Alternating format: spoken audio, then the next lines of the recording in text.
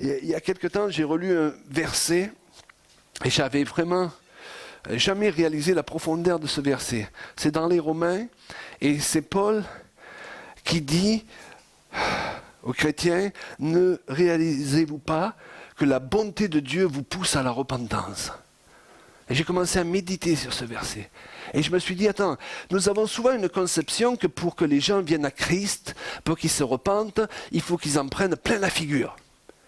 Et nous sommes beaucoup centrés sur cette forme de témoignage. Ah, il a beaucoup souffert, il s'est pris des tas de murs, et il arrive à Christ. Et c'est bien, ok?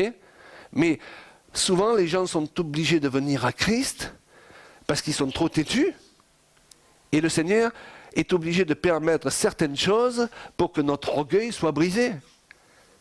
Mais au départ, ce n'est pas ce que Dieu voudrait. D'ailleurs, il y a un verset qui dit si tu ne sers pas Dieu dans l'abondance, tu le serviras dans les pleurs. La première option de Dieu, ce n'est pas qu'on en prenne tous plein la figure pour réaliser sa bonté et qu'on se repente. C'est au contraire qu'en voyant sa bonté, on soit tellement submergé du désir de le remercier qu'on se repent. Je vais me dire, est-ce qu'il y a une base dans l'Écriture pour ça? Ben bien sûr.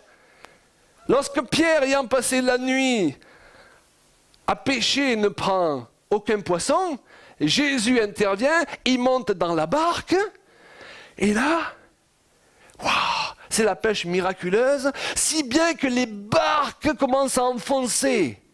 Et qu'est-ce qu'il fait, Pierre? Est-ce qu'il dit, ah, bon plan, hein, je vais aller vendre le poisson là maintenant. Ah, merci Jésus, au revoir, à la prochaine. Hein.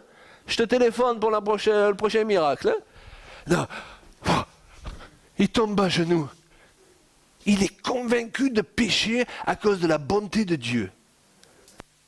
Alors je ne sais pas pour vous, moi j'ai 2 filles qui marchent à fond avec le Seigneur, qui sont mariées avec des hommes de Dieu. J'ai 2 fils, je les aime de tout mon cœur, mais ils ne marchent pas avec le Seigneur. Mais ça ne me viendrait pas à l'esprit de prier, Seigneur, mets-les à genoux, Seigneur, casse-les pour qu'ils apprennent à venir à toi. Non, je prie pour qu'ils soient touchés par la bonté de Dieu. Vous savez, on a certains schémas dont on a hérité dans l'église évangélique, mais c'est les roues de secours. Ce n'est pas le plan parfait de Dieu au départ. Qui a envie que son fils il en prenne plein la figure pour réaliser que Dieu est bon? Par contre, chaque fois que papa et maman ont l'occasion de leur montrer que Dieu est bon et que Dieu est un père, on rate aucune de ces occasions. Et on a gagné le respect de nos fils. C'est déjà pas mal dans la société dans laquelle nous sommes. Et je crois qu'il y a beaucoup de mentalités chrétiennes qu'il faut faire évoluer. On a hérité de beaucoup d'enseignements qui parfois nous ont plus compliqué la vie qu'autre chose.